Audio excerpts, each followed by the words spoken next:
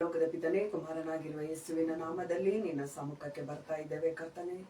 ಇದೋ ಅಪ್ಪ, ಈ ವರ್ಷದ 2ನೆಯ ತಿಂಗಳಿನಲ್ಲಿ ಅಪ್ಪ, ನಾವು ಇಂದು 2ನೆಯ ವಾರದಲ್ಲಿ ನಿಂತಿದ್ದೇವೆ ಕರ್ತನೆ. ನಿಮ್ಮ ವಾಕ್ಯವನ್ನು ಕೇಳಲು ಬಂದಿರುವ ಪ್ರತಿಯೊಬ್ಬರನ್ನ ನಿನ್ನ ಕರಗಳಲ್ಲಿ ಒಪ್ಪಿಸಿಕೊಡುತ್ತೇನೆ ಅಪ್ಪ. ಆನ್ಲೈನ್ ಮುಖಾಂತರ ನೋಡುವ ಒಬ್ಬೊಬ್ಬರನ್ನ ನಿನ್ನ ಕರಗಳಲ್ಲಿ ಕೊಡುತ್ತೇನೆ ಕರ್ತನೆ. ಒಬ್ಬೊಬ್ಬರ ಮನ ಕಣ್ಣುಗಳನ್ನ ತೆರೆಯಿಸುವ ಬೋಧಿಸುವ ಬೋಧಕನನ್ನ ನಿನ್ನ ಕರಗಳಲ್ಲಿ ಒಪ್ಪಿಸಿಕೊಡುತ್ತೇನೆ ಅಪ್ಪ. ಅಪ್ಪ, ಪ್ರತಿಯೊಬ್ಬರ ಮನ ಕಣ್ಣುಗಳನ್ನ ತೆರೆಯಿಸುವ ಅಪ್ಪ, ಕಿವಿಗಳನ್ನ ನಿನ್ನ ವಾಕ್ಯಕ್ಕೆ ತಿರುಗಿಸಲು ಕೃಪೆ ಮಾಡಿ ಸ್ವಾಮಿ. ಹೃದಯವನ್ನ ನಿನ್ನ ಕಡೆ ತಿರುಗಿಸಲು ಕೃಪೆ ಮಾಡಿ ಸ್ವಾಮಿ. ನಮ್ಮ ಕಣ್ಣುಗಳನ್ನ ತೆರೆಯಾಗ ಬೇಯಿದ ರಹಸ್ಯಗಳನ್ನ ನಾವು ತಿಳಿದುಕೊಳ್ಳಲು ಸಾಧ್ಯ ಎಂದು ದಾವಿದನು ಹೇಳುವಂತೆ ನಾವು ಹೇಳುತ್ತೇವೆ ಕರ್ತನೆ. ನಮ್ಮೊಬ್ಬೊಬ್ಬರ ಕಣ್ಣುಗಳನ್ನ ತೆರೆಯಿರಿ ಕರ್ತನೆ. ವೇದದ ವಾಕ್ಯಗಳನ್ನ ನಾವು ತಿಳಿಯಲು ಕೃಪೆ ಮಾಡಿ ಸ್ವಾಮಿ.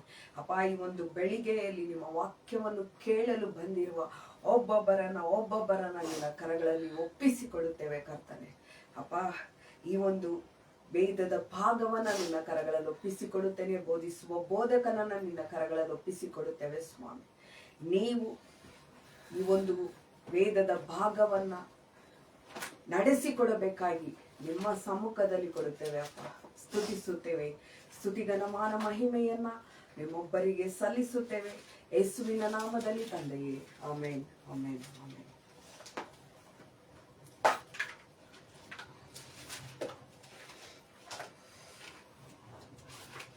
ஹல்லேலூயா.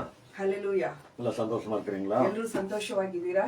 சந்தோஷமா இருக்கணும்ப்பா. ಸಂತೋಷ ಉಳ್ಳವರಾಗಿರ್ಬೇಕು. இந்த வருஷத்தின் 2வது மாசத்துல 2வது வாரத்துல ஆண்டவர் நம்மள நடத்தி கொண்டு ಈ ವರ್ಷದ 2ನೆಯ ತಿಂಗಳಿನ 2ನೆಯ ವಾರದಲ್ಲಿ ದೇವರು ನಮ್ಮನ್ನು ನಡೆಸಿಕೊಂಡು அற்புதமாக ஆண்டவர் நடத்தி ಅದ್ಭುತವಾಗಿ ದೇವರು ನಡೆಸಿಕೊಂಡು ಬಂದಿದ್ದಾರೆ. ஜனவரி மாசத்திலேயே அநேக தோல்வியின் வாழ்க்கையில, வியாதியின் வாழ்க்கையில, வறுமையின் வாழ்க்கையில, கண்ணீர் கஷ்டம் என்ற வாழ்க்கையில இன்னைக்கும் நடந்து கொண்டு புலம்பி நிற்கிறத நாம பாக்குறோம், கேட்கிறோம் பாருங்க. ಅನೇಕರು ಈ ವರ್ಷವನ್ನ ಆರಂಭಿಸುವಾಗಲೇ ಜನವರಿಯಿಂದಲೇ ಕಣ್ಣೀರು, ವೇದನೆ, ಕಷ್ಟ, ದುಃಖ, ವ್ಯಾಧಿಯಿಂದ ಬಳಲಿ ಗೋಳಾಡ್ತಾ ಇರೋದನ್ನ ನಾವು ನೋಡ್ತೇವೆ ನೋಡಿ.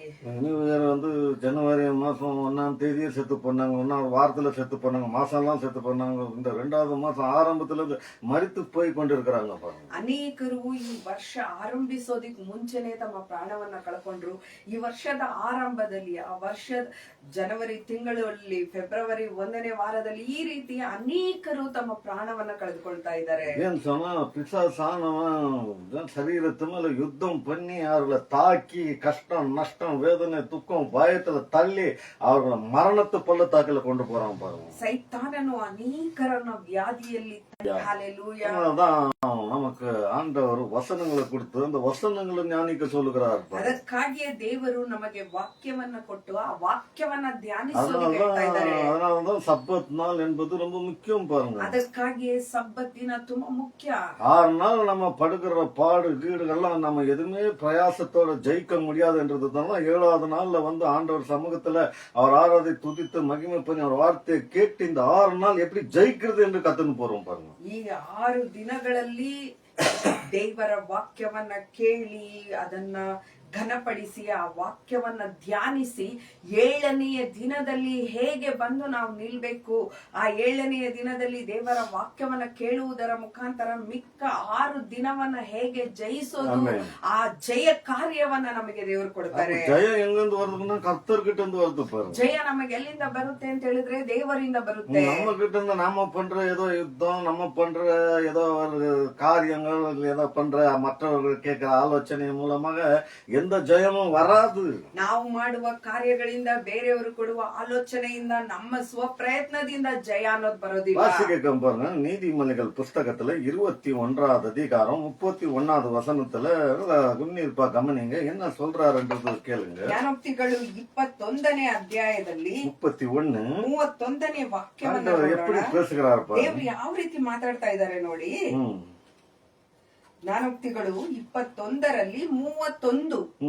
ಅಶ್ವಬಲವು ಯುದ್ಧ ದಿನಕ್ಕಾಗಿ ಸನ್ನದ್ಧವಾಗಿದ್ದರು, ಜಯವು ಯೆಹೋವನಿಂದಲೇ. ஹல்லேலூயா. குதிரை ஒரு பலத்தோட யுத்தத்துல நின்று கொண்டிருந்தாலும் அந்த யுத்தத்தினால ஜெயம் வருதுல, கர்த்தர்னாலதான் இந்த ஜெயம் வருகிறது என்று சொல்றாங்க பாருங்க. ಕುದುರೆ ಅಶ್ವ ತನ್ನ ಬಲವು ಯುದ್ಧ ದಿನಕ್ಕಾಗಿ ಅದು ಸಿದ್ಧವಾಗಿದ್ರು, ಸನ್ನದ್ಧವಾಗಿದ್ರು. ಜಯ ಅನ್ನೋದು ದೇವರಿಂದಲೇ. ஹல்லேலூயா. ಹಾಲೆಲೂಯಾ.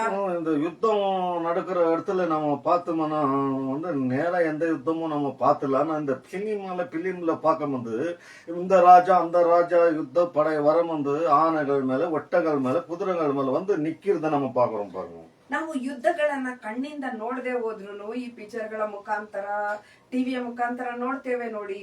ಕುದುರೆಯ ಬಲದೊಂದಿಗೆ, ಆನೆಗಳೊಂದಿಗೆ ಈ ರೀತಿಯಾಗಿ ಅನೇಕ ವಿಧವಾಗಿ ಯುದ್ಧ ಸನ್ನದ್ಧರಾಗಿ ಬಿಲ್ಲು ಬಾಣಗಳನ್ನ, ಕತ್ತಿಯನ್ನ ಎಲ್ಲ ಇಟ್ಕೊಂಡು ನಿಂತಿರೋದನ್ನ ನಾವು ನೋಡ್ತೇವೆ. நேரா வந்தோடனே நேரா யுத்தத்துக்கு போயிட மாட்டாங்க. ಅವ್ನು ನೇರವಾಗಿ ಬಂದ ತಕ್ಷಣ ಯುದ್ಧಕ್ಕೆ ராஜா ಹೋಗ್ಬಿಡೋದಿಲ್ಲ. கிட்ட தகவல் கொடுப்பாங்க. ರಾಜನಿಗೆ ಅಪ್ಪಣೆಯನ್ನ ಕೇಳ್ತಾರೆ, நீ வந்து ಸುದ್ದಿಯನ್ನ நீ வந்து ಕೊಡ್ತಾರೆ. என் மேல யுத்தம் பண்றியா, ನೀವು ಬಂದು ನಮ್ಮೊಂದಿಗೆ ಯುದ್ಧ இல்ல நீ ಮಾಡ್ತೀರಾ சரண்டர் ஆகுறியா, ಅಥವಾ ನೀವು ನಮಗೆ ಬಾಗ್ತೀರಾ, இல்ல எங்களோட யுத்தம் பண்ணி நீ ஜெய் ಅಥವಾ ನಮ್ಮೊಂದಿಗೆ ಯುದ್ಧ ಮಾಡಿ ನೀನ್ அப்படி ಜಯಿಸು. சொல்லி அந்த ராஜா சரி நான் யுத்தம் பண்றதுக்கு ரெடின்னு சொல்லும் போது அது வரைக்கும் இந்த குதிரைகள், ஆனைகள், ஒட்டகள்லாம் மைதானத்துல யுத்தத்துக்காக நின்று கொண்டிருக்கும். ಯುದ್ಧದ ಅಪ್ಪಣೆ ಹೊರಡುವವರೆಗೂ ಕುದುರೆ, ಆನೆ ಮತ್ತೆ ಎಲ್ಲಾ ರಥಗಳು ಯುದ್ಧಕ್ಕಾಗಿ ಸನ್ನದ್ಧರಾಗಿ ನಿಂತಿರ್ತಾ ஆனா ಇದ್ವು. இங்க ஒரு விஷயம் என்னன்னு சொன்னா, ஒரு நாள் கூட ஆயிடும் பாருங்க ராஜா கிட்ட இருந்து உத்தரவு வர்றதுக்கு. ಆದ್ರೆ ಇಲ್ಲಿ ವಿಷಯ ಏನು ಅಂತ ಹೇಳಿದ್ರೆ, ಅಲ್ಲೆಲ್ಲ ನಿಂತ್ಕೊಂಡು ಕಾಯ್ತಾ ಇದ್ರು ಸೈನಿಕರು ಸಹ. ರಾಜನ ಅಪ್ಪಣೆ ಬರುವವರೆಗೂ ಒಂದು ದಿನ ಸಹ ಆಗ್ಬಿಡ್ತಾ அந்த ಇತ್ತು. ஒரு நாள்ல ஒட்டகமும் ஆனையும் அப்புறமா சைனிகர்களும் உக்காந்துடுவார்கள், பத்துருவார்கள் பாருங்க. ಆ ಒಂದು ದಿನ ಕಾದು ಕಾದು ಒಂಟೆಗಳು, ಆನೆಗಳು, ಸೈನಿಕರು ಎಲ್ರೂ ಮಲಗ್ ಬಿಡ್ತಾ ஆனா ಇದ್ರು. இந்த குதிரை வந்து ஒரு நாள் இல்ல, 3 நாள் இல்ல, 10 நாள் ஆனாலும் அது படுக்காது, நின்று கொண்டே இருக்கும் பாருங்க. ಆದ್ರೆ ಈ ಕುದುರೆ ಒಂದು ದಿನ ಅಲ್ಲ, 10 ದಿನ ಆದ್ರೂ ಅದು ಮಲಗೋದಿಲ್ಲ, ನಿಂತ್ಕೊಂಡೇ ಇರ್ತಾ மாசம் ಇತ್ತು. கணக்கானாலும் நின்று கொண்டு இருக்கும். ತಿಂಗಳುಗಳಾದ್ರೂ ನಿಂತ್ಕೊಂಡೇ ಇರ್ತಾ ಇತ್ತು. ಯಾಕೆ? குதிரைக்கு ஆண்டவர் அப்படிப்பட்ட ஒரு பலத்தை கொடுத்து வைத்திருக்கிறார். ಕುದುರೆಗೆ ದೇವರು ಅಂತಹ ಒಂದು ಬಲವನ್ನ ಕೊಟ್ಟಿದ್ದಾರೆ. அதனாலதான் நம்ம வாசிக்கிறோம் அஸ்வ பலம் என்று சொல்லி. ಅದಕ್ಕಾಗಿಯೇ ಇಲ್ಲಿ ನಾವು ಓದುತ್ತೇವೆ ಅಶ್ವಬಲ ಅಂತ அப்ப அந்த ಹೇಳಿ. அஸ்வ பலம் அப்படின்னு சொன்னா அது யுத்தத்துக்காக காத்துக்கொண்டு, அதுக்கு தெரியுது நான் சாக போறேன்றது தெரியாது, என்ன யாராவது வெட்டி போடுறாங்கன்னு தெரியாது. ஆனா யுத்தத்துக்கு அந்த குழவை ஊதின உடனே யார் நுக்குறாங்களோ இல்லையோ இந்த குதிரை அப்படியே எதிராளி பக்கம் நுக்கும் பாருங்க. ಈ ಕುದುರೆಗೆ ಗೊತ್ತಿಲ್ಲ, ಆದ್ರೆ ಅಲ್ಲಿ ಒಂದು ಕಹಳೆಯನ್ನ ಊದಿದ ತಕ್ಷಣ, ಅಲ್ಲಿ ಕೊಂಬನ್ನ ಊದಿದ ತಕ್ಷಣ ವಿರೋಧಿಗಳ ಕಡೆ ಈ ಕುದುರೆ ಮುನ್ನುಗ್ತಾ ಇತ್ತು. ஹல்லேலூயா. ஹல்லேலூயா. யோபு புஸ்தகத்துல 39வது அதிகாரம் 19-20 வாசித்து பார்ப்போம். ಯೋಬು ಪುಸ್ತಕದಲ್ಲಿ 39ನೇ ಅಧ್ಯಾಯ 19-20 19-20 ಓದೋಣ. ಯೋಬು ಪುಸ್ತಕದಲ್ಲಿ 39ನೇ ಅಧ್ಯಾಯ 19 ಹಾಗೂ 20. ನೀನು ಕುದುರೆಗೆ ಶಕ್ತಿಯನ್ನು ಕೊಟ್ಟು ಅದರ ಕೊರಳಿಗೆ ಅದರ ಆಟವನ್ನು ಸುತ್ತಿಸಿದ್ದೀಯೇ, ಅದು ಮಿಡತೆಯಾಗಿ ಕುಪ್ಪಳಿಸಿ ಆರುವಂತೆ ಮಾಡಿದೀಯಾ. ಅದರ ಕೆನೆತದ ಪ್ರತಾಪವು ಭಯಂಕರವಾಗಿದೆ. பயங்கரமா எகுருமா பாருங்க. ನೋಡಿ, ಅದ್ರ ಪ್ರತಾಪ ஒரு ಭಯಂಕರವಾಗಿರುತ್ತೆ. மிடத்தை போல எகுருமா ಒಂದು பாருங்க. ಮಿಡತೆಯ ಹಾಗೆ ಅದು அப்ப என்ன ಹಾರುತ್ತೆ. சொல்றாங்கன்னா, அந்த குதிரைக்கு நீ அவ்வளவு சக்தி குத்துக்கிறியே என்று வர்ணித்து பேசுறாங்க. ಇಲ್ಲಿ ಒಂದು ಕುದುರೆಗೆ ದೇವರು ಎಷ್ಟೆಲ್ಲ ಶಕ್ತಿಯನ್ನ ಕೊಟ್ಟಿದ್ದಾರೆ ಅನ್ನೋದನ್ನ ವರ್ಣಿಸಿ ஆனா ಮಾತಾಡ್ತಾರೆ. நம்ம அறிவு இல்லாத பிள்ளைகளுக்கு, மனிதர்களுக்கு ஆண்டவர் ஆதியாகம் 1:24 அவருடைய சாயல், அவருடைய சக்தி, அவருடைய சாமர்த்தியம், அவருடைய துரத்தனம், அவருடைய அதிகாரத்தை கொடுத்து ஆளுவிக்கச்சு துரத்தனை பண்ணு, எல்லாத்து மேல இது பண்ணுன்னு சொல்லி ஜெயிக்கிற அந்த தன்மை சக்தி கொடுத்துக்கிறாரு. ஆனா குதிரையை பத்தி பேசிக் கொண்டிருக்கிறாங்க. ಆದ್ರೆ ಇಲ್ಲಿ ಮನುಷ್ಯನಿಗೆ ದೇವರು ತಮ್ಮ ಹೋಲಿಕೆಯನ್ನ, ತಮ್ಮ ಸ್ವಾರೂಪ್ಯನ, ತಮ್ಮ ಶಕ್ತಿಯನ್ನ, ತಮ್ಮ ಸಾಮರ್ಥ್ಯವನ್ನ, ತಮ್ಮ ಪ್ರತಿಭೆಯನ್ನ, ತಮ್ಮ ತಾಲಂದುಗಳನ್ನ ದೇವರು ಮೊತ್ತದಲ್ಲಿ ತಮ್ಮ ಹಾಗೆಯೇ ಮನುಷ್ಯನನ್ನ ಸೃಷ್ಟಿ ಮಾಡಿ ಅವನಿಗೆ ಅಧಿಕಾರವನ್ನ, ಆಳ್ವಿಕೆಯನ್ನ ಎಲ್ಲವನ್ನೂ ಸಹ ಕೊಟ್ಟಿದ್ದಾರೆ. ಆದ್ರೆ ಈ ಮನುಷ್ಯ ದೇವರು ಕುದುರೆಗೆ ಕೊಟ್ಟಿರುವ ಶಕ್ತಿಯನ್ನ ವರ್ಣಿಸ್ತಾ ಇದ್ದಾನೆ. ஹல்லேலூயா. ஹல்லேலூயா. அவங்க குதிரை மேலயோ அது மேலயோ இது மேலயோ ஜனங்களை வைத்து, படங்களை வைத்து யுத்தம் பண்ணி ஜெயிச்சுதான் ஆகணும், தோத்துதான் ஆகணும். ರಾಜರು ಸೈನಿಕರನ್ನಿಟ್ಟು, ಕುದುರೆಗಳನ್ನೋ, ಒಂಟೆಗಳನ್ನೋ, ಬೇರೆ ಪ್ರಾಣಿಗಳನ್ನಿಟ್ಟು ಯುದ್ಧಗಳನ್ನ ಮಾಡಿ ಜಯಿಸ್ಲೇಬೇಕು, ಜಯಿಸ್ಬೇಕು. ஆனா நம்ம யுத்தம் இதெல்லாம் செய்து தேவையில்லை. ಆದ್ರೆ ನಾವುಗಳು ಯುದ್ಧ ಮಾಡೋದ್ ಬೇಕಾಗಿಲ್ಲ. வாயின் வார்த்தை, ಬಾಯಿಯ ಮಾತು, வாயின் சக்தி, ಬಾಯಿಯ ಶಕ್ತಿ, எதிராளிகளை பார்த்து ವಿರೋಧಿಗಳನ್ನ ನೋಡಿ, ಶತ್ರುಗಳೇ பார்த்து, ಶತ್ರುಗಳನ್ನ ನೋಡಿ, வியாதிகளை பார்த்து, ವ್ಯಾಧಿಗಳನ್ನ தரித்திரங்களை ನೋಡಿ, பார்த்து, ದರಿದ್ರವನ್ನ குறைவுகளை ನೋಡಿ, பார்த்து, ಕೊರತೆಗಳನ್ನ இல்லாதவர்களை ನೋಡಿ, பார்த்து, ಇಲ್ಲವುಗಳನ್ನ ನೋಡಿ, எதெல்லாம் பார்க்கிறோமோ ಯಾವುದನ್ನೆಲ್ಲ ನಾವು அதெல்லாம் ನೋಡ್ತೇವೋ நம்ம வாயின் சக்தியால நம்ம பேசின உடனே அதெல்லாம் நம்ம கால் கிட்ட விழுந்து அது தோல்வி அடைது நம்ம வெற்றி அடைகிறோம். ಅವುಗಳೆಲ್ಲವೂ ನಮ್ಮ ಕಾಲ ಬಳಿ ಬಿದ್ದು ಸೋಲನ್ನ ಕಾಣೋದನ್ನ ನೋಡೋದು ಮಾತ್ರವಲ್ಲ, ನಾವು ಜಯ ಗಳಿಸೋದನ್ನ சில ನೋಡಬಹುದು. டைம்ல நம்ம புலம்பிடுறோம் பாருங்க, ಕೆಲವು ಸಮಯಗಳಲ್ಲಿ ನಾವು ಗುಣಗುಟ್ಟು ಬಿಡ್ತೇವೆ. என்ன இப்படி ஆகுது, என்ன அப்படி ஆகுது, நம்ம இன்னும் தோத்து போற மாதிரி தெரியுது, நம்ம அவமானத்துல போற மாதிரி தெரியுது, நம்ம கீழே ஊந்துடுற மாதிரி தெரியுது, நம்ம ஒண்ணு இல்லாத ஆயிடுற மாதிரி தெரியுதுன்னு பயந்து நமக்குள்ள அந்த வாயில அந்த வார்த்தைகள் வர ஆரம்பிக்கிறது பாருங்க. ಅನೇಕ ಸಮಯಗಳಲ್ಲಿ ನಾವು ಸೋಲುವ ಹಾಗೆ ಕಾಣುತ್ತಲ್ಲ, ಸೋತೋಗ್ತೇವೋ, ಅಯ್ಯೋ ನಾವ್ ಈಗ ಆಗ್ಬಿಡ್ತೇವೋ ಆಗಾಗ್ಬಿಡ್ತೇವೋ ಅಂತೇಳಿ ಆ ಭಯದಲ್ಲಿ ನಮ್ಮ ಬಾಯಿಯ ಮುಖಾಂತರ ಗುಣಗುಟ್ಟುವಿಕೆ, ಒಂದ್ ರೀತಿಯ ನೆಗೆಟಿವ್ ಆದ ಮಾತುಗಳು உடனே ಬಂದ್ಬಿಡುತ್ತೆ. பரிசுத்தாவியனு நமக்குள்ள இருந்து ತಕ್ಷಣ ಪರಿಶುದ್ಧಾತ್ಮನು நம்ம ನಮ್ಮಲ್ಲಿ இப்போ ಇದ್ದು கேட்ட அந்த வார்த்தைகளை ஞாபகத்துல கொண்டு வந்து ಯಾವಾಗ್ಲೋ ನಾವು ಕೇಳಿರುವ ವಾಕ್ಯಗಳನ್ನ ನಮ್ಮ நீ ನೆನಪಿಗೆ வாயினால ತಂದು, அறிக்கை செய்து வாயினால ரிலீஸ் பண்ணி நீ ஜெயிக்கிற பிள்ளை என்பது மறந்து விடாது என்ற தூக்கத்துல கூட நமக்கு அதை ஞாபகப்படுத்தி இனிமே அந்த அந்த குணகுற்றத்தை பேசாம ஜெயத்தின் வார்த்தைகளை பேசி ஜெயத்துல போ என்று நம்மை முன்னெடுத்து செல்லுகிறார். ನಿದ್ದೆಯಲ್ಲಿಯೂ ಸಹ ದೇವರು ತಮ್ಮ ವಾಕ್ಯಗಳನ್ನ ನಮ್ಮ ನೆನಪಿಗೆ ತಂದು, ನೀನು ಗುಣಗುಟ್ಟು ಬೇಡ, ನೀನು ಈ ವಾಕ್ಯವನ್ನ ನೆನಪಿಗೆ ತಂದುಕೋ, ನಾನ್ ನಿನ್ನನ್ನು ಜಯದಲ್ಲಿ ನಡೆಸ್ತೇನೆ ಅಂತೇಳಿ ನಮ್ಮನ್ನ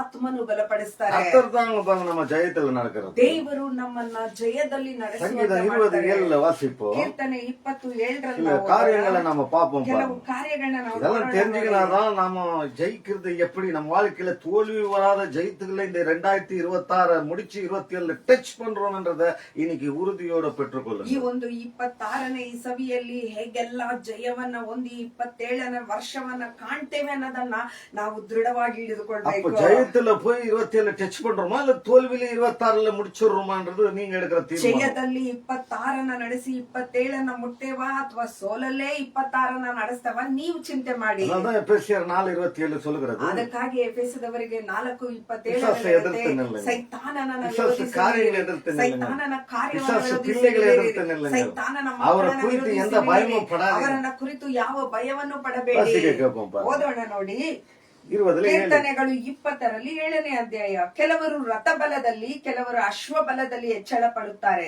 ನಾವಾದರೂ ನಮ್ಮ ಕರ್ತನ ಯೆಹೋವನ ನಾಮದಲ್ಲಿಯೇ ಎಚ್ಚರ ಪಡುತ್ತೇವೆ, ಯೆಹೋವನಲ್ಲಿಯೇ ಎಚ್ಚರ ಪಡುತ್ತೇವೆ. ஹalleluya. அவங்க ஜெயம் எப்படி சாதிக்கிறாங்கன்னா, அவர்கிட்ட இருக்கிற பணமும், அவர்கிட்ட இருக்கிற அந்தஸ்தும், அவர்கிட்ட இருக்கிற சொத்தும், அவருக்கு படித்த ஞானமும், அவர் செய்கிற வேலையோ, அவர் வாங்குற சம்பளமோ, அது மேல அவர் வைத்து நம்ம ஜெயத்தை எடுத்துடுவோம் என்று திண்டாடி கொண்டிருப்பாங்க. ಅನೇಕರು ಈ ದಿನಗಳಲ್ಲಿ ಅವರಲ್ಲಿರುವ ಹಣ, ಅವರಲ್ಲಿರುವ ಸಾಮರ್ಥ್ಯ, ಅವರಲ್ಲಿರುವ ಪ್ರತಿಭೆ, ಅವರಲ್ಲಿರುವ ಜ್ಞಾನ, ಅವರ ಒಂದು ಕಾರ್ಯಗಳನ್ನಿಟ್ಟು ನಾವು ಜಯಿಸ್ಬಿಡ್ತೇವೆ ಅಂತೇಳಿ ಅನ್ಕೊಂಡಿದ್ದಾರೆ. இல்ல அந்த யுத்தத்துல பேசும்போது ಕೆಲವರು ரத்த பலத்துல பேசுறாங்க.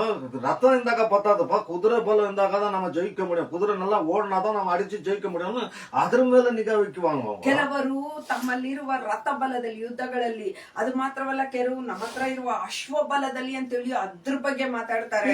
பாருங்க, சில பேரு இவர்களை நம்பி இவர்கள் இருந்தா இதை நம்பி பாக்குறாங்க தவிர கர்த்தரை பாக்குறத மறந்து என்னதான் அடுத்தது வசனம் வாசிங்க. ಅನೇಕರು ಈ ದಿನವೂ ಸಹ ಇವರನ್ನ ನಂಬ್ತೇನೆ, ಅವರನ್ನ ನಂಬ್ತೇನೆ ಅಂತ ಹೇಳ್ಬಿಟ್ಟು ಇವ್ರನ್ನ ನಂಬ್ಕೊಂಡಿರ್ತಾರೆ. ಅದರ ನಂತರ ವಾಕ್ಯವನ್ನ ನೋಡಿ, ನಾವಾದರೂ ನಮ್ಮ ದೇವರಾದ ಯೆಹೋವನಲ್ಲಿ அப்போ நாங்களோ யெகோவா நாமத்துல நாம உறுதி வைத்து அவரு எங்களுக்கு ஜெயத்தை வாங்கி தரார், அவரு என் கூட இருக்கிறதுனால, அவரு நம்ம முன்ன இருக்கிறதுனால, அவரு நம்மளோட இருக்கிறதுனால நான் எந்த இதுக்கும் பயப்படாத சூரனை போல போய் நான் ஜெயத்தை சாதிப்பேன்.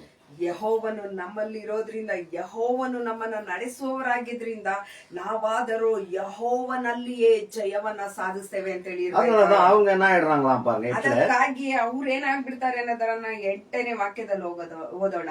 ಅವರು ಬಿದ್ದು ಹೋಗಿದ್ದಾರೆ, ನಾವಾದರೂ ಎದ್ದು ನಿಂತಿದ್ದೇವೆ. கீழே விழுந்து போயிட்டார்களாம். ಅವರು ಕೆಳಗಡೆ போறாங்கன்னு சொல்லல, ಬೀಳ್ಲಿಕ್ಕಿದ್ದಾರೆ ಅಂತ ಹೇಳಿ போயிட்டார்கள். ಬಿದ್ದು ಹೋಗಿದ್ದಾರೆ. கர்த்தரை நம்பாமல் கர்த்தர் வார்த்தையை விட்டு கர்த்தரே தேடாமல் கர்த்தரையே நாடாமல் போனாங்களோ அவர்கள் உளுந்து போன பிள்ளைகள், நாமளோ எழுந்து நின்று தேவனை ஆராதிக்கிறதுனால எழுந்து நின்ற பிள்ளைகள் என்று வேதம் நமக்கு ಅವರು ಅಂದ್ರೆ ಹಣದಲ್ಲಿಯೂ ರಥಬಲದಲ್ಲಿಯೂ ಅಶ್ವಬಲದಲ್ಲಿಯೂ ತಮ್ಮ ಕಾರ್ಯಗಳಲ್ಲಿ ನಂಬಿಕೆ ಇಟ್ಟವರು ಬಿದ್ದು ಹೋಗ್ತಾರಂತೆ.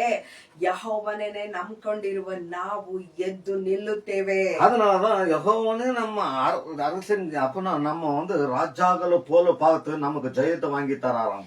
ಇಲ್ಲಿ ಆ ನಂತರದ ವಾಕ್ಯ ಹೇಳುತ್ತೆ, ಯೆಹೋವನು ನಮ್ಮ ಅರಸನಿಗೆ ಜಯವನ್ನುಂಟು ಮಾಡುವವನು. ಅಂದ್ರೆ ನಾವು ಮೊರೆ ಇಡುವಾಗ ಸದುತ್ತರವನ್ನು ದಯಪಾಲಿಸ್ತಾರೆ ಅಂತ ಹೇಳಿದ್ರೆ ನಮಗೆ ಯೆಹೋವನು ಜಯವನ್ನುಂಟು ಮಾಡ್ತಾರೆ. ಯಾಕೆ? ಅವರು ರಾಜ, ರಾಜಾದಿರಾಜ, ರಾಜಾದಿರಾಜ ಪಿಳ್ಳೆಗಳು ನಮ್ಮ ರಾಜ. ನಾವೆಲ್ಲರೂ ಆ ರಾಜಾದಿರಾಜನ ಮಕ್ಕಳು. ನಾವು ಸಹ ರಾಜ. ಈ ರಾಣಿ ಸೋಲಲ್ಲಿರೋದಿಕ್ಕೆ ದೇವರು ಬಿಡೋದಿಲ್ಲ. ಯಾವತ್ತೂ ಅಪಜಯ ಗುರಿಪಡಿಸೋದೇ ಇಲ್ಲ.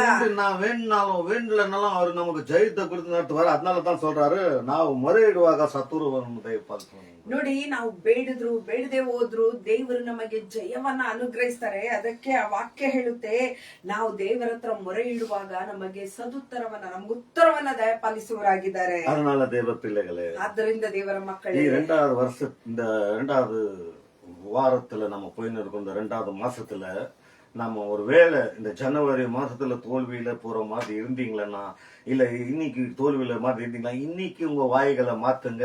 இவங்க வாயில கர்த்தருடைய நாமத்தை உச்சரிங்க. கர்த்தர் நாம உங்களுக்கு எப்படி ஜெயம் கொண்டு வந்து கொடுக்கறது தான் இன்னைக்கு நற்செய்தி. ಒಂದು ವೇಳೆ ಜನವರಿ ತಿಂಗಳಲ್ಲಿ ನೀವು ಸೋಲನ್ನ ಕಂಡಿರ್ಬೋದು, ಈ 2ನೆಯ ತಿಂಗಳನ್ನ 2ನೆಯ ವಾರದವರೆಗೂ ನಾವು ಸೋಲನ್ನ ಕಂಡಿರ್ಬೋದು. ಆದ್ರೆ ಈ ದಿನ, ಈ ಕ್ಷಣ ನಿಮ್ಮ ಬಾಯಿಯ ಮಾತನ್ನ ಬದಲಾಯಿಸಿ ಈ ವರ್ಷ ದೇವರು ನಿಶ್ಚಯವಾಗಿಯೂ ನಮ್ಮನ್ನ ಜಯದಲ್ಲಿ ನಡೆಸುತ್ತಾರೆ. பேசும்போது அன்னைக்கு அப்பவே அந்த நிமிஷமே நடக்க ஆரம்பிக்கிறது என்னன்னா ஜெயத்தின் காரியங்கள். ನೀವು ನಿಮ್ಮ ಬಾಯಿಯ ಮಾತನ್ನು ಬದಲಾಯಿಸುವಾಗ ಆ ದಿನವೇ, ಆ ಕ್ಷಣವೇ ದೇವರು ನಮ್ಮ ಜೀವನವನ್ನು ಬದಲಾಯಿಸುವರಾಗಿದ್ದಾರೆ. ಸಬ್ಬತ್ ನಾಳ ದೇವನ ಸಮ್ಮುಖದಲ್ಲಿ ಓಡಿ ಬರೋದು. ಆದ್ದರಿಂದಲೇ ಸಬ್ಬತ್ ದಿನದಲ್ಲಿ ದೇವರ ಸಬ್ಬತ್ ನಾಳ நம்முடைய நாள் அல்ல, சப்பத் நாள் தேவனுடைய நாள். ಸಬ್ಬತ್ ದಿನ ನಮ್ಮ ದಿನವಲ್ಲ, ಸಬ್ಬತ್ ದಿನ ದೇವರ ದಿನ. சப்பத் நாள் பரிசுத்தமான நாள். ಸಬ್ಬತ್ ದಿನ ಪರಿಶುದ್ಧವಾದ ದಿನ, கர்த்தருக்கு அர்ப்பணித்த நாள், ದೇವರಿಗೆ ಅಂತೇಳಿ ಅರ್ಪಿಸಿದ ದಿನ. கர்த்தர் சமூகத்தில் நம்ம உக்காந்து அவர் சொல்ற எல்லா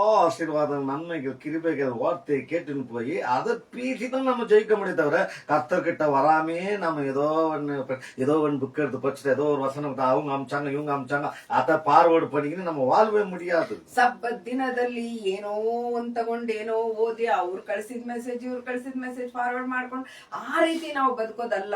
இன்னைக்கு பாருங்க, வார்த்தையே இல்ல, ஒரு வசனம் கூட வசனம் கேட்டு பாருங்க சொல்ல மாட்டாங்க. ஆனா பார்வர்டு மாத்திரம் எப்படி பண்றாங்கன்னா குயிக்கா 100 பேருக்கு பார்வர்டு பண்ணுவாங்க. பாருங்க, ಈ ದಿನ ದೇವರ ವಾಕ್ಯವನ್ನ ಬಾಯ್ ತೆರೆದು ಹೇಳೋದಿಲ್ಲ. ಆದ್ರೆ ಯಾರೋ ಕಳಿಸಿದ ಮೆಸೇಜ್ ಅನ್ನ ಫಾರ್ವರ್ಡ್ ಮಾಡು ಅಂತ ಹೇಳಿದ್ರೆ ಬೇಕಾಬಿಟ್ಟಿ ಮಾಡ್ತಾ ಇದ್ದಾರೆ. ಗಾದೆಗಳು ಕೂಡ ಸೇತು ಪಣ್ಣುವಾಂಗ, ಅದರೊಂದಿಗೆ ಗಾದೆಗಳನ್ನು ಅದು ಇವರನ್ನ ಬದುಕಿಸುತ್ತೆ. அது அவங்கள ஆரம்பத்த நாட்டுல இருந்து தோல்வியில தான் கொண்டு போவோம், ஜெயத்துல கொண்டு போவாது. ಅದು ಇವರನ್ನ ಜೀವನದಲ್ಲಿ ಸೋಲಲ್ಲೇ ಕರ್ಕೊಂಡು ಹೋಗುತ್ತೆ ಹೊರತು ಜಯದಲ್ಲ.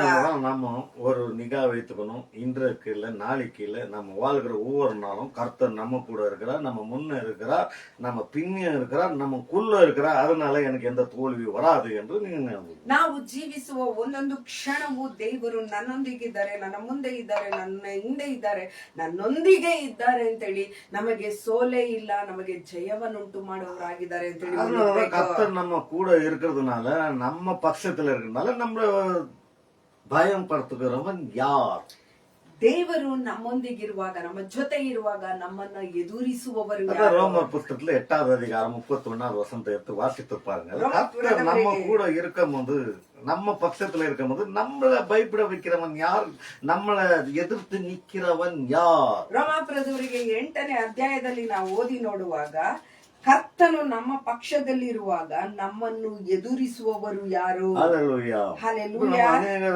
பேருங்கெல்லாம் வைத்து கொண்டு இருக்கிறோம் பாருங்க. ಅನೇಕರು ಹೆಸರುಗಳನ್ನೆಲ್ಲ ಇಟ್ಕೊಂಡಿರ್ತೇವೆ. பேர்கள் ಅರ್ಥங்கள்லாம் இருக்கும் பாருங்க. ಆ ಹೆಸರುಗಳಿಗೆ ಅರ್ಥಗಳಿರುತ್ತವೆ. கர்த்தர் நமக்காகவே ஒரு பேருங்க வைத்திருக்கிறார். ದೇವರು ನಮಗಾಗಿ ಹೆಸರುಗಳನ್ನು ಇಟ್ಟಿದ್ದಾರೆ. ಇಮ್ಯಾನುವೇಲ್ ಅಂತ ಹೇಳಿ, ಇಮ್ಯಾನುವೇಲ್ ಅಂದ್ರೆ கூடவே இருக்கிறேன், ಮಗನೇ ನಿನ್ನೊಂದಿಗೆ ನಾನು ಇರ್ತೇನೆ, ಯಾವುದರವರೆಗೂ ಇರ್ತೇನೆ, உலகம் முடிகிற வரைக்கும் நீ உலகத்தை உலகத்தின் வாழ்க்கையை நீ இன்னைக்கு முடிச்சிட்டு போறியோ அது வரைக்கும் நான் உன் கூட இருக்கிறேன். ಈ ಲೋಕದಲ್ಲಿ ನಿನ್ನ ಜೀವಿತವನ್ನ ಕೊನೆಗಾಣಿಸುವವರೆಗೂ ಆ ಕಡೆಯ ಗಳಿಗೆವರೆಗೂ ನಾನು ನಿನ್ನೊಂದಿಗೆ அநேகர் என்ன ಇರ್ತೇನೆ. பண்ணிட்டாங்கன்னா ಅನೇಕರು ಏನ್ உலகம் ಮಾಡ್ಬಿಟ್ರು ಅಂತ முடியுது ಹೇಳಿದ್ರೆ, அதை பத்தி பேசுவாங்க, ಲೋಕ ಅಂತ್ಯದ ಬಗ್ಗೆ அதை ಮಾತಾಡ್ತಾರೆ, பத்தி பேசல. ಅದರ ಬಗ್ಗೆ ಇಲ್ಲಿ நம்ம ಮಾತಾಡ್ಲಿಲ್ಲ. இந்த உலகத்துல என்னைக்கு தாயின் கர்ப்பத்துல இருந்து வெளியே வந்து பிறந்து வாழறது ஆரம்பிச்சு இயேசுவை சொந்த ரசம் ஏற்றுக்கொண்டோமோ அன்னில இருந்து நாம வாழ்ந்த கடைசி நாள கர்த்தருக்குள்ள என்னைக்கு நாம நித்திரை போறோமோ அன்னைக்குதான் அது எண்டாவது இந்த உலகத்தின் வாழ்க்கை முடித்து பரலோகத்து வாழ்க்கைக்கு ನಾವು போய் ಸೇರ್கிறோம். ನಾವು ಈ ಲೋಕದಲ್ಲಿ ಜೀವಿಸಿ ಕಡೆಯ ಗಳಿಗೆಯಲ್ಲಿ ನಾವು ಯಾವಾಗ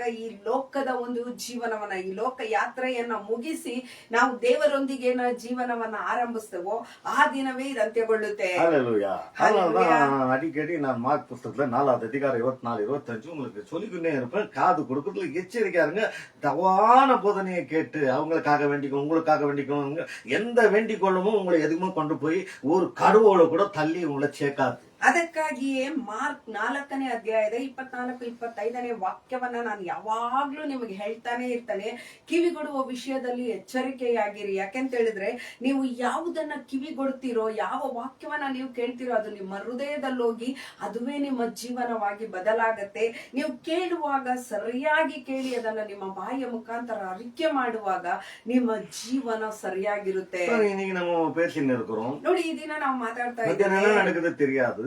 ಮಧ್ಯಾಹ್ನ ಏನ್ ನಡೆಯುತ್ತೋ ನಮಗೆ நாளைக்கு ಗೊತ್ತಿಲ್ಲ. என்ன நடக்குது தெரியாது. ನಾಳೆ ಏನ್ ನಡೆಯುತ್ತೋ அக்டோபர் ಗೊತ್ತಿಲ್ಲ. மாசம் என்ன ಅಕ್ಟೋಬರ್ நடக்குது. ತಿಂಗಳಲ್ಲಿ ಏನ್ ஆனா ನಡೆಯುತ್ತೋ ಗೊತ್ತಿಲ್ಲ. கர்த்தருக்கு நம்மள குறித்து நமக்கு என்ன நடக்குதுன்னு முதல்ல தெரிந்து வைத்திருக்கிறார். ಆದ್ರೆ ದೇವರು ನಮ್ಮನ್ನ ಕುರಿತು ಚೆನ್ನಾಗಿ ತಿಳಿದಿಟ್ಟಿದ್ದಾರೆ. ಅವ್ರಿಗೆ ಚೆನ್ನಾಗಿ ಗೊತ್ತು ನಾಳೆ ಅಥವಾ ಮಧ್ಯಾಹ್ನ ನಮಗೆ ಏನ್ ನಡೆಯುತ್ತೆ ಅನ್ನೋದು. அக்டோபர் மாசத்துல என்ன நடக்க போகுதுன்னு நமக்கு தெரியும். ಅಕ್ಟೋಬರ್ ತಿಂಗಳಲ್ಲಿ ನಮಗೆ ಏನ್ ನಡೆಯುತ್ತೆ ಅನ್ನೋದು ದೇವರಿಗೆ உதாரணத்துக்கு ಗೊತ್ತು. சொல்றேன் பாருங்க. ಉದಾಹರಣೆಗೆ இன்னும் ಹೇಳ್ತೇನೆ. ஆதாம் ஏவாளே உண்டாக்கல. ಇನ್ನು ಆದಾಮ್ ಹವ್ವರೇ ಉಂಟು அவர் ಮಾಡಲ್ಪಟ್ಟಿಲ್ಲ. உண்டாக்குனா அவர் பாவத்துல உந்து போறாருன்றது தெரியும். ಅವರನ್ನು ಉಂಟು ಮಾಡಿದ್ರೆ ಅವರು ಪಾಪದಲ್ಲಿ ಬಿದ್ಬಿಡ್ತಾರೆ. அத உண்டாக்கிட்டு ஏதாவது பண்ணுவோம்னு அவரு சும்மா இருக்கல. ಅವರನ್ನು ಉಂಟು ಮಾಡಿ ನಂತರ ಏನಾದ್ರೂ ಮಾಡೋಣ ಅಂತ ಹೇಳಿ ಸುಮ್ನೆ இல்ல, ಇರ್ಲಿಲ್ಲ. உண்டாக்குறதுக்கு முன்னாலேயே இயேசு கிறிஸ்துவ ஒரு பரிகாரமாக உலக தோற்றம் முதல் அடிக்கப்பட்ட ஆட்டுக்குட்டியாக ரெடி பண்ணிட்டு தான் மனுஷனை உண்டாக்குறாரு. ಮನುಷ್ಯನನ್ನು ಉಂಟು ಮಾಡೋದಿಕ್ ಮುಂಚೆಯೇ ಅವನಿಗಾಗಿ ಅವನಿಗೆ ಬೇಕಾದ ಎಲ್ಲ ತೀರ್ವನ್ನ ಉಂಟು ಮಾಡಿಯೇ ದೇವರು ಅವನಿಗಾಗಿ ಒಂದು ಕುರಿಮರಿಯನ್ನ ಒಡೆದು ಸಾಯಿಸ್ಬೇಕಂದ್ರೆ ಯೇಸುವನ್ನು ಸಿದ್ಧ ಮಾಡಿಟ್ಟೆ ಮನುಷ್ಯನನ್ನ ಉಂಟು இதே ಮಾಡ್ತಾರೆ. போலதான் நமக்கு அக்டோபர் மாசத்துல வர அந்த பிரச்சனைக்கு அவர் ஏற்கனவே ரெடி பண்ணி அதுக்குள்ள இருந்து எப்படி நான் வெற்றி பெற்று ஜெயத்தை எடுத்துக்கணும் வரணும்னு முன்கூட்டுவே ரெடி பண்ணி வச்சுக்கிறார். அதான் ஈரே அவர் பேரு. ನೋಡಿ, ಒಂದು ವೇಳೆ ನಮಗೆ ಅಕ್ಟೋಬರ್ ತಿಂಗಳಲ್ಲಿ ಯಾವುದೋ ಒಂದು ಕಾರ್ಯ ನಡೆಯುತ್ತೆ ಅಂತ ಇಟ್ಕೊಳ್ಳೋಣ. ಆ ಒಂದು ಕಾರ್ಯದಲ್ಲಿ ನಾವು ಹೇಗೆ ಜಯವನ್ನ ಹೊಂದಿ ನಾವು ಹೇಗೆ ಜಯಶಾಲಿಗಳಾಗಿ ಮುಂದಕ್ಕೆ ಹೋಗ್ಬೇಕು ಅನ್ನೋ ಒಂದು ಉತ್ತರವನ್ನ ದೇವರು ನಮಗಾಗಿ ಮೊದಲೇ ಸಿದ್ಧ ಮಾಡಿಟ್ಬಿಟ್ಟಿದ್ದಾರೆ.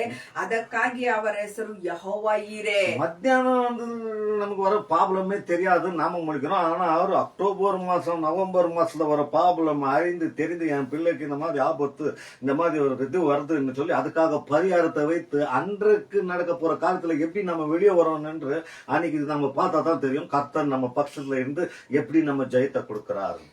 ಇಲ್ಲಿ ಮಧ್ಯಾಹ್ನ ಏನ್ ಸಮಸ್ಯೆ ಬರುತ್ತೋ ಅನ್ನೋದೇ ನಮಗ್ ಗೊತ್ತಿಲ್ಲ. ಆದ್ರೆ ದೇವರು ಯೆಹೋವ ಈರೆಯಾಗಿ ಮುಂಬರುವ ತಿಂಗಳುಗಳಲ್ಲಿ ಅಕ್ಟೋಬರ್ ನವೆಂಬರ್ ಆಗಿರ್ಲಿ ಆ ತಿಂಗಳಲ್ಲಿ ಬರುವ ಸಮಸ್ಯೆಗೂ ನಮಗೆ ಉತ್ತರವನ್ನ ಸಿದ್ಧ ಮಾಡಿಟ್ಬಿಟ್ಟಿದ್ದಾರೆ. ஆதாம் ஏவாளுக்காக எபேசியர் புத்தகத்துல 1வது அதிகாரம் 4வது கிறிஸ்து இயேசுக்குள்ள ஆதியில முதலே அந்த உலக தோற்றம் முதலே இயேசு கிறிஸ்துவை பலியாக ஏற்பட்டு வைத்து தான் இந்த மனிதனை உண்டாக்கணும் என்று வேதம் சொல்லுது. ಎಫೆಸದವರಿಗೆ 1:3 ಓದ್ತೇವೆ, ಆದಾಮ್ ಹವ್ವರಿಗಾಗಿ ಜಗದ ಉತ್ಪತ್ತಿಗೆ ಮೊದಲೇ ಯೇಸುವನ್ನು ಸಿದ್ಧ ಮಾಡಿಟ್ಟಿದ್ರಂತೆ. ஹல்லேலூயா. ಹಾಲೆಲೂಯಾ. இன்னொரு வசனத்தை வாசிப்போம். ಇನ್ನೊಂದು ವಾಕ್ಯವನ್ನು இப்ரியர் புத்தகத்துல 2வது அதிகாரம் 15, 16 வாசிப்போம். ಇಬ್ರಿಯರಿಗೆ ಪುಸ್ತಕದಲ್ಲಿ 2ನೇ ಅಧ್ಯಾಯ 15, 16 ಓದೋಣ. என்ன சொல்லுது பாருங்க. ಏನ್ ಹೇಳುತ್ತೆ ಅನ್ನೋದನ್ನ ನಾವು ನೋಡೋಣ.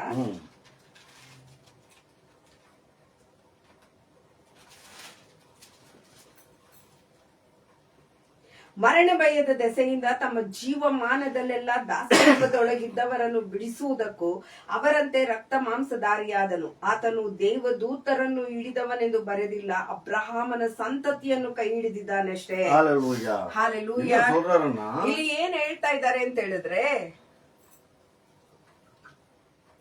முதல்ல பாவம் செய்து கீழே உழுவப்பட்டவன் இந்த தேவ தூதனா இருந்தாலும் ಮೊದಲು ಪಾಪ ಮಾಡಿ ಕೆಳಗೆ ಬಿದ್ದವನು ದೇವ ದೂತನೇ ಆಗಿದ್ರು. அவனை தூக்கி எடுக்கிறதுக்காக தேவன் முதல் ஒரு திட்டத்தை நோக்கத்தை வைத்து இயேசுவை வைத்து ஒரு பரிகாரம் எதுவுமே செய்யவில்லை. ಅವನನ್ನ ಎತ್ತುವುದಕ್ಕಾಗಿ ಒಂದು ಯೋಜನೆಯನ್ನ ಒಂದು ಪ್ಲಾನ್ ಅನ್ನ ಮಾಡಿ ಯೇಸುವನ್ನ ಒಂದು ಉತ್ತರವಾಗಿ ಇಡ್ಲಿಲ್ಲ. அவனை கைப்பிடிச்சு தூக்குறதுக்காக இயேசுவை அனுப்பவில்லை. ಅವನನ್ನ ಕೈ ಹಿಡಿದು ಎತ್ತುವುದಕ್ಕಾಗಿ ಯೇಸುವನ್ನ ಕಳಿಸಲಿಲ್ಲ. ஆண்டவர் இருப்பாங்க. ಎಷ್ಟು ಒಳ್ಳೆ ದೇವರು ஆனா ನೋಡಿ. மனிதன் கீழே விழுந்ததுனால அவனை தூக்கி எடுக்கிறதுக்காக உலக தோற்ற முதலே இயேசுவை ஆயத்த பண்ணி வச்சு ஆபிரகாமுடைய குமாராக இன்னைக்கு நம்ம கீழே விழுந்துன்னு இருந்தா இன்னைக்கு விழுந்தாலும் இன்னைக்கு நம்மள தூக்கி எடுக்கிறதுக்காக வல்லவராக இன்றைக்கும் அவர் வேலை செய்து கொண்டிருக்கிறார். ಆದ್ರೆ ನಾವು ಕೆಳಗ್ ಬಿದ್ದಾಗ ನಮ್ಮನ್ನ ಎತ್ತೋದಕ್ಕಾಗಿ ಅಬ್ರಹಾಮನ ಸಂತತಿಯರಾದ ನಮಗಾಗಿ ಈ ದಿನವೂ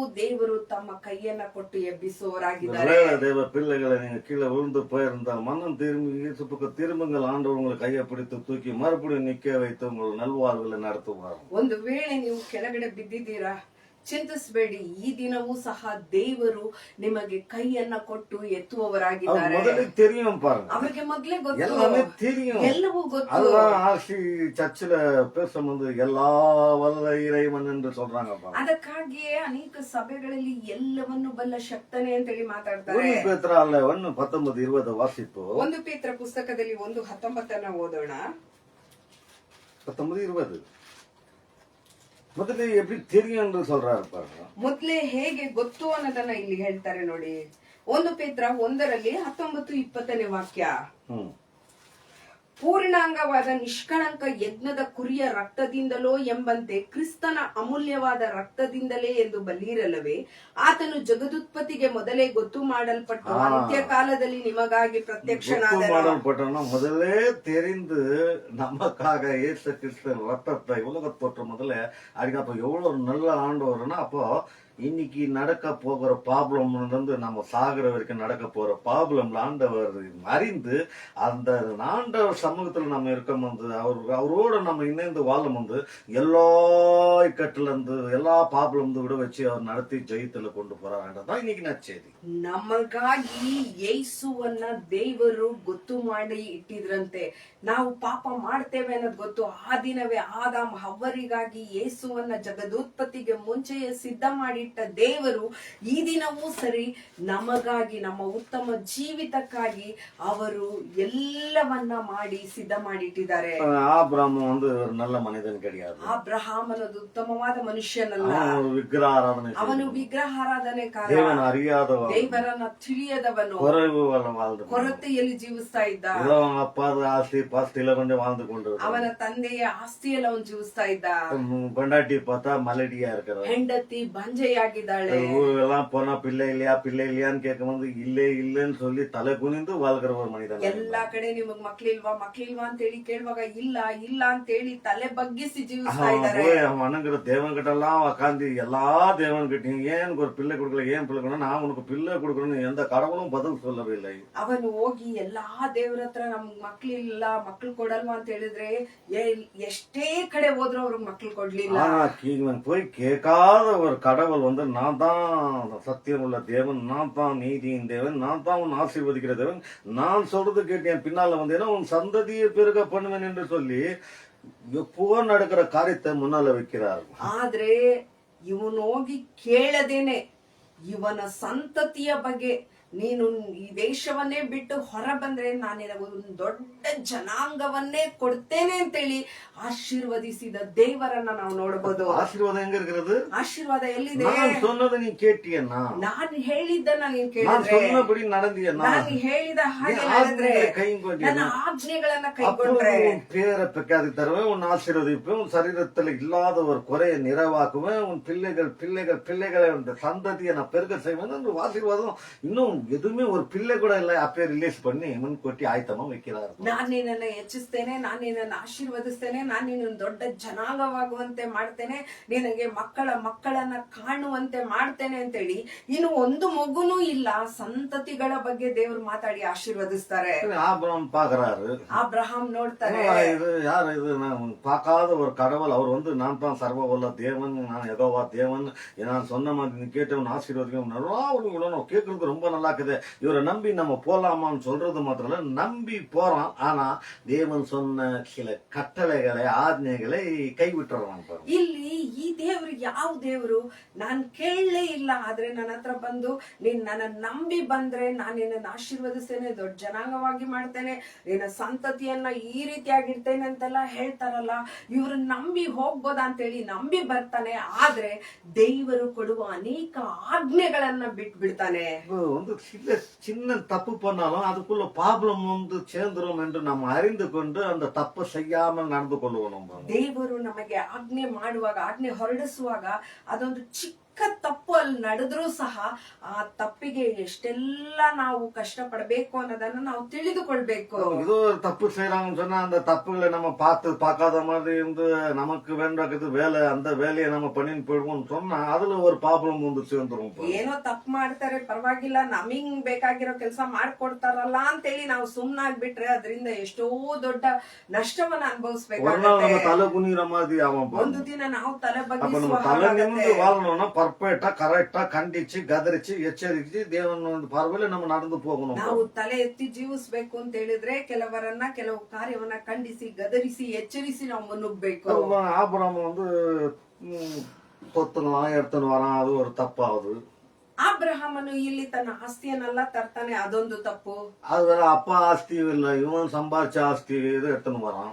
ತಂದೆ ಕೊಟ್ಟ ಆಸ್ತಿ ಮಾತ್ರವಲ್ಲ, ಇವನ್ ಸಂಪಾದಿಸಿದನ್ನು ತರ್ತಾರೆ. லோட்டாவனும் கம்மியானவன, லோட்டாவன சின்ன பையன் இல்ல, அவனும் பெரியவனாக இருக்கிறான், அவனும் சம்பாரிச்சு சேர்த்து தான் 2 பேரும் எடுத்துன்னு வராங்க. ಇಲ್ಲಿ ಲೋಟನೇನು ಚಿಕ್ಕವನಲ್ಲ, ಅವನು ಸಹ ಸಂಪಾದಿಸಿದ್ದಾನೆ, ಅವನು ಸಂಪಾದಿಸಿದನು ಸಹ ಅವನನ್ನು ಸಹ ಕರ್ಕೊಂಡು ಬರ್ತಾರೆ. என்ன பண்ணிடுறாங்கன்னா, ಆದ್ರೆ ಇಲ್ಲಿ ಏನ್ ಮಾಡ್ಬಿಡ್ತಾರೆ ಅಂತ ಹೇಳಿದ್ರೆ, ஆபிரகாமுக்கு தம்பி மகன் வந்து அப்பா எல்லாம் செத்து போயிட்டாங்க, அம்மா யாரும் இல்ல, அவனை பிள்ளையாக பார்த்திருந்தாங்க.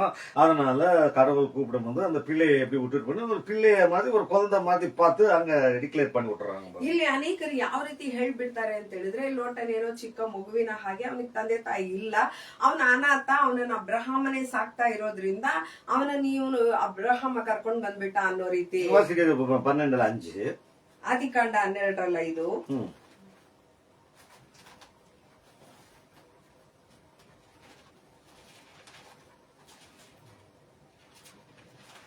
ಆದಿಕಾಂಡ 12:5. ಅವನು ತನ್ನ ಹೆಂಡತಿಯಾದ ಸಾರಾಯಳನ್ನು, ತನ್ನ ತಮ್ಮನ ಮಗನಾದ ಲೋಟನನ್ನು, ತಾನು ಲೋಟನು ಕಾರಾನಿನಲ್ಲಿ ಸಂಪಾದಿಸಿದ್ದ ಎಲ್ಲ ಸೊತ್ತನ್ನು ದಾಸಿಯರನ್ನು ತೆಗೆದುಕೊಂಡು ಹೋಗಿ ಕಾನಾನ್ ದೇಶಕ್ಕೆ ಸೇರಿದನು. எப்படி மென்ஷன் பண்றாங்கன்னா, ஆபிரகாமும் லோட்டாவும் 2 பேர் சம்பாரிச்ச எல்லா சொத்துகளையும் தாசர்களையும் எடுத்துಕೊಂಡು தான் வராங்க பாருங்க.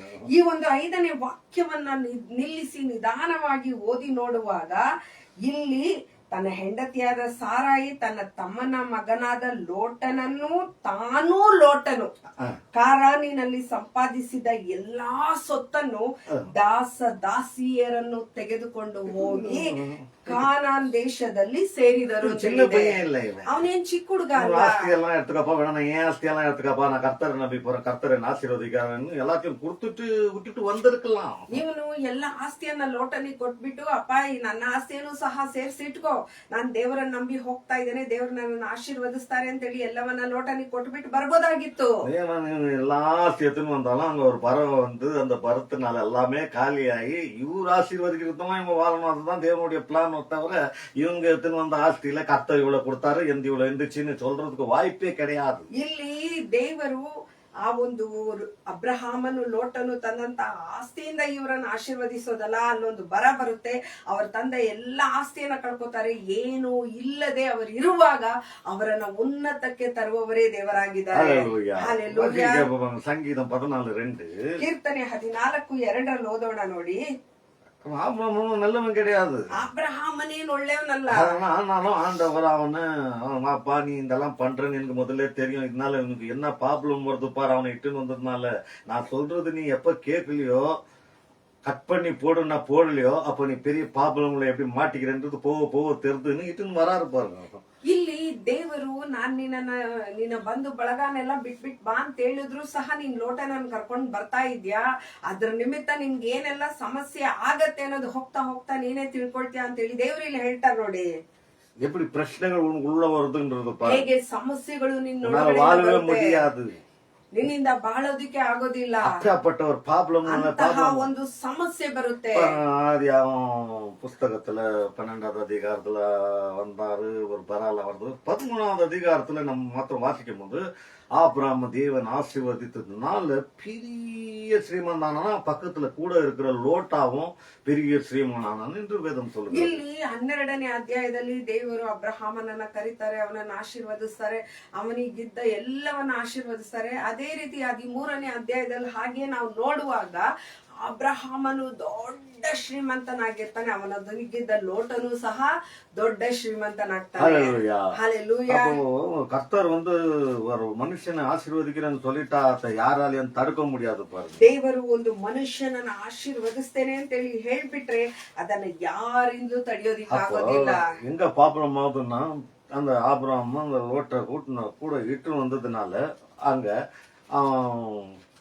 2 பேர் ஐஸ்வர்யா இருக்கிறதுனால ஆடு மேய்க்கிறவங்களுக்கு அந்த சண்டை உருவாகி தினந்தோறும் ஆபிரகாம் கிட்ட சண்டை சர்ச்சை ஒரு செய்தி கேட்டு ஆபிரகாம் லோட்டாவை கூப்பிட்டு நீ சும்மா சண்டை போடுவோம்னா நீ ஒரு பக்கம் போயிடு நான் ஒரு பக்கம் போறேன்னு அப்ப பிரிகிறாங்க பாருங்க. எப்போ வருது?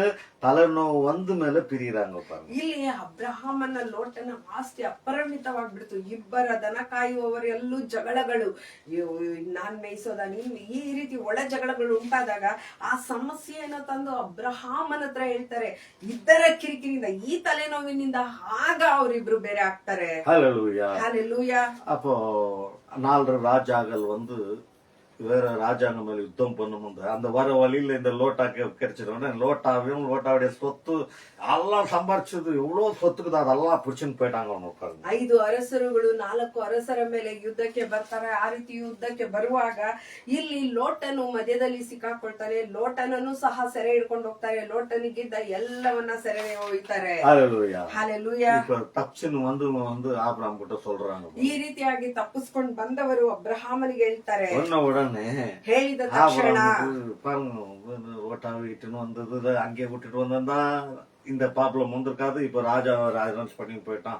எல்லாம் என்னால தான்றது மனவேதனை பெற ஆரம்பிச்சோம். ಲೋಟನನ್ನ ಅಲ್ಲೇ ಬಿಟ್ಟಿದ್ರೆ ಈ ಸಮಸ್ಯೆ ಬರ್ತಾ ಇರ್ಲಿಲ್ಲ. ನನ್ನಿಂದಲೇ ಈ ಸಮಸ್ಯೆ ಅಂತೇಳಿ ಅವನೊಳಗಡೆ ಮನೋ ವೇದನೆ ಉಂಟಾಗತ್ತೆ. ஹல்லேலூயா. ஹல்லேலூயா. விஷயம் மறந்துடாதீங்க. ಆದ್ರೆ ವಿಷಯವನ್ನ அக்டோபர் மாசத்துல நடக்க வேண்டிய சம்பவம் கர்த்தருக்கு முதலே தெரியும் என்று நான் சொன்னேன் உங்களுக்கு. ಅಕ್ಟೋಬರ್ ತಿಂಗಳಲ್ಲಿ ನಡೆಯುವ ಒಂದು ಘಟನೆ ದೇವರಿಗೆ ಮೊದಲೇ ಗೊತ್ತು ಅನ್ನೋದನ್ನ ನಾನು ನಿಮ್ಗೆ ಹೇಳಿದೆ. ಯಾರಿಗೆ? எனக்கு உங்களுக்கு. ನನಗೆ ನಿಮಗೆ. அந்த அக்டோபர் மாசத்துல நடக்கிறது நமக்கு தெரியாது, ஆனா கர்த்தருக்கு தெரியும்.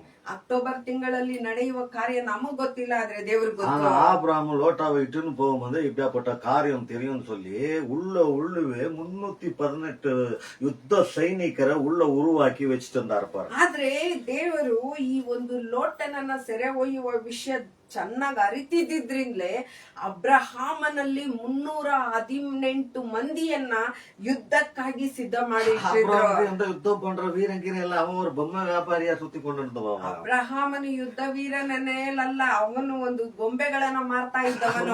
ஆடுகீடு மேய்ச்சிக்கிட்டு அவங்க ஜனங்க ஆடுகீடு மேய்ச்சுன்னு காய் கத்திரிக்காய் இருக்கிற ஜனங்க எங்கிருந்து யுத்தம் பண்ணுவாங்க. அவன் ஏன் யுத்தம் பண்றதுக்கு ஆளுங்களை வச்சுப்பான். எங்க மேல ராஜா வராங்க, நம்ம யுத்தம் பண்ணணும்னு எந்த ஐடியாவும் இல்ல அவனுக்கு. ಅವನು ತನ್ನಗಾಗಿ ತರಕಾರಿಗಳನ್ನ ಹೆಚ್ಚೋದಿಕ್ಕೆ ಹಾಗೆ ಹೀಗೆ ಅಂತೇಳಿ 318 ಸೇವಕರುಗಳನ್ನ ಇಟ್ಕೊಂಡಿರ್ತಾನೆ. ಅವನಿಗೇನ್ ಗೊತ್ತು, ಅವನಿಗೆ ವಿರುದ್ಧವಾಗಿ ಯುದ್ಧ ಬರ್ತಾರೆ, ಆ ಯುದ್ಧ ಮಾಡ್ಬೇಕು ಅನ್ನೋದು. ತುಂಬಾ ಜನರನ್ನ ಇಟ್ಕೊಂಡಿದ್ದಾನೆ, ದಾಸದಾಸಿಯರನ್ನ ಇಟ್ಟಿದ್ದಾನೆ. ಆದ್ರೆ ஆபிரகாமுக்கே தெரியாது 318 பேரை யுத்தம் பண்ணுகிற வீரர்களாக அங்க உருவாக்கி வச்சிருக்கிறாரு. இப்ப ஆபிரகாம் அவர்களை பார்த்து இவர்களை எடுத்துக்கின்னு போய் படைய அந்த 4 ராஜாவை அடிச்சு தோக்கரிச்சு மலையை போல வெள்ளியும் பொண்ணும் எல்லாத்தையும் கொண்டு வந்து சௌதாம் ராஜா கிட்ட போட்டுறான். ಇಲ್ಲಿ 318 ಯುದ್ಧ ಮಾಡುವ ನಿಪುಣರನ್ನ ದೇವರು ಸಿದ್ಧ ಮಾಡಿಟ್ಟಿದ್ದಾರೆ. ಇವರು ಹೋಗಿ ಯುದ್ಧ ಮಾಡಿ ಆ ಎಲ್ಲ ಬೆಳ್ಳಿ ಬಂಗಾರವನ್ನ சோதோம் ராஜன காலின படி சுரிತಾರೆ ನೋಡಿ. தேவ பிள்ளைகளே, ஆದ್ರೆ தேவர மக்களே, வருஷம் எண்டு வரைக்கும் உங்க நடக்க வேண்டிய எல்லா பாபமும் தேவன் அறிந்திருக்கிறாருனால குணகுட்டாதீங்க. தேவனே எல்லா இக்கட்டுல இருந்து, எல்லா ஆபத்துல இருந்து, எல்லா அவமானத்துல இருந்து நீங்க என்ன விடுவிக்கிற வல்லவரா இருக்கிற. அதனால நான் எந்த பயம் இல்லாத நான் சூரனை போல நான் முன்னாடி இந்த வருஷம் போய்கிட்டே இருப்பேன். ಈ ವರ್ಷದಲ್ಲಿ ನಡೆಯುವ ಎಲ್ಲಾ ಕಾರ್ಯಗಳನ್ನ ದೇವರ ಅರಿತಿದ್ದಾರೆ. ಎಲ್ಲಾ ಕಾರ್ಯಗಳಲ್ಲಿಯೂ ನಮಗೆ ಜಯವನ್ನ ಉಂಟು ಮಾಡಿ ನಮಗೆ ಹೇಳ್ತಾರೆ, ಧೈರ್ಯವಾಗಿರು, ಶೂರನಂತಿರು, ನಾನ್ ನಿನ್ನೊಂದು